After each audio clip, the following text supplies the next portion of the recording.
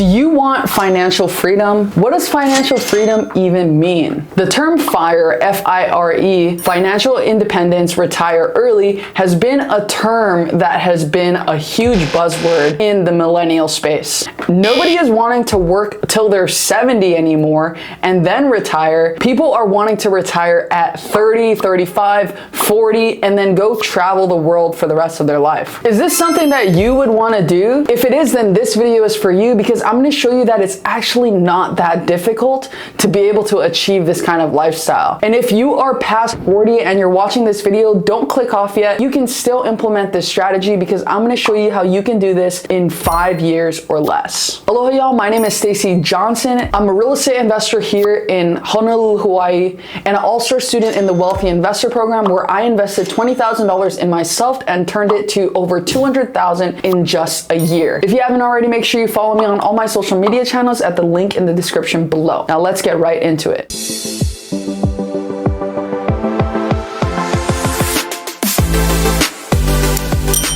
If you want to achieve financial freedom, I'm going to show you how to do this in 5 years in 5 simple steps. Step number 1 is to determine your target income level. Let's say, for example, you are okay with making $3,000 a month. Then 3,000 times 12 months a year, that's $36,000. Most people aren't necessarily okay with this type of income here in Hawaii because the cost of living is much higher, but somewhere in the Midwest or a cheaper state, $3,000 is a lot to live on. So for the sake of this video, I'm going to use those numbers. Imagine if you're a single person and you're making $3,000 a month. If you break down your expenses, you're probably around $1,000 a month for rent, $1,000 a month for food, $500 for transportation, and $500 for fun. You know you need to make $3,000 a month to have a decent life. So now that you've decided what your target income is, let's now break down how you're going to get there. Now this takes me to step number 2. In this video, we're going to specifically talk about how to get there using real estate. And step number 2 is to pick a cash flowing market. This is not someplace like Hawaii. Hawaii is impossible to cash flow. I currently have a rental in Hawaii and it's barely cash flowing, and I'm renting them by the room on a shorter term basis than a 12-month lease. So you can only imagine how much extra work it is. It's not going to be a long-term cash flow kind of place unless you're buying these properties cash. So someplace like Hawaii is not the place to do this. You're going to want to look out of state in someplace like the Midwest. You got Iowa, you got Indiana, you got Ohio, Tennessee. That's obviously not the Midwest, but you get the gist of it. You're going to want to pick a heavy cash flow market. And here's why. Is because imagine if you have $1 million house like in Hawaii, and that $1 million house is only renting for $3,000 a month. Your mortgage on that $1 million house is at least $5,000, if not more. And so if your mortgage is $5,000 plus taxes, insurance, expenses, you have all these expenses that you need to tack onto that $5,000, and you're only renting this house for $3,000 a month, how's that going to work? It's not. So you need to go into someplace like Ohio, where the houses are $50,000 to $100,000 and the rents are $800 to $1,000. You can imagine that that's going to be better cash flow. So for example, if you have an $80,000 house and you're paying $300 for the mortgage,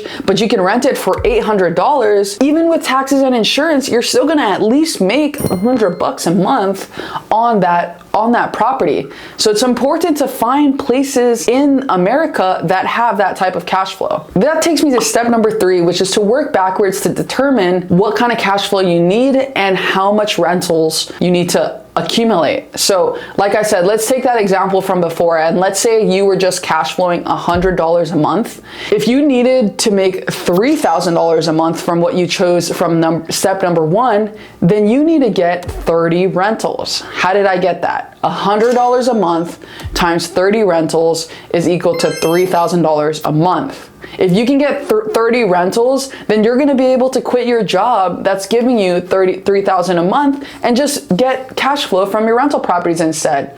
Not only that, your money is constantly growing because real estate appreciates. What does that mean? It means based off of you leaving your money in a bank account, this money is depleting every day because of inflation. The value of your money is going down. But if you're instead taking that money and putting it into real estate is constantly growing in value. So even though you may not see that money liquid in your bank account, you know for a fact in your head that the value of your property is growing over time. And if you have a 30-year loan and over the 30 years your renter is paying for your mortgage, at the end of it, you have a property that you essentially just bought for the down payment because your renter has been paying it off and you've been collecting $100 a month. This is real life stuff. This is how people build wealth, is through rental properties. 30 rentals may seem like a lot for most people, so let's just talk about how to decrease that number. What you can do in order to get less rentals is you can increase your cash flow number. So like I said, those properties that we were talking about, you were only going to make $100 a month. Now imagine if you're okay with doing a little bit more turnover,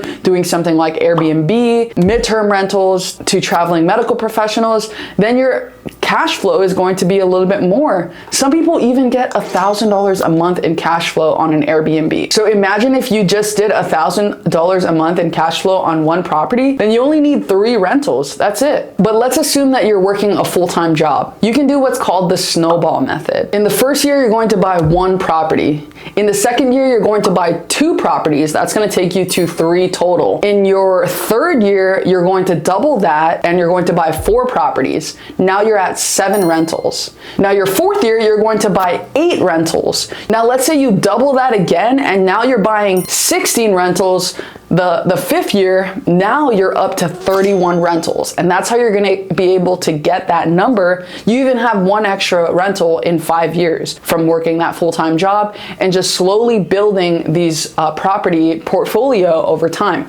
And this is something exactly what I'm doing right now. Is I have been able to accumulate cash from wholesaling and flipping, and now I'm wanting to start buying rentals and use this exact method where you buy a smaller amount and you just keep doubling it every single year until your monthly income is enough to fund your monthly expenses. So now you're probably wondering, how do I even get these properties? This takes us to step number 4, and it's to start making offers. If you're going to be doing deals out of state, you're going to want to get an investor-friendly realtor. You can find these investor-friendly realtors in networking groups, Facebook groups, even Bigger Pockets. They have a feature where you can get investor-friendly agents directly in that market that you're looking for. You're going to have to learn how to run numbers in order to start making offers. You need to figure out what your criteria is. So like I said before, if your criteria is $100 a month, then you need to learn how to run numbers on a ton of properties on the market and just start making offers on them at the number that makes sense for you to get that $100 a month in cash flow. This is going to be a volume game, so make sure you're making a lot of offers in order to get that 1 property under contract. And this is why it's so important to get an investor-friendly realtor, because regular realtors are probably not going to be very happy about you making a ton of offers. Now that takes me to step number 5, and it's to purchase that property. Once you start making offers, you're finally going to get a property under contract that you can purchase, and you can start doing the snowball method in order to get you from making $3,000 a month at your full-time job to $3,000 a month, if not more, through real estate rental properties. I hope this video helped you and you learned a lot. If you did, make sure you hit that like button and subscribe for more videos. Hit that bell notification to be notified for videos every Tuesday and Friday at 1 p.m. HST. Aloha y'all, and see y'all in the next video. Shoots!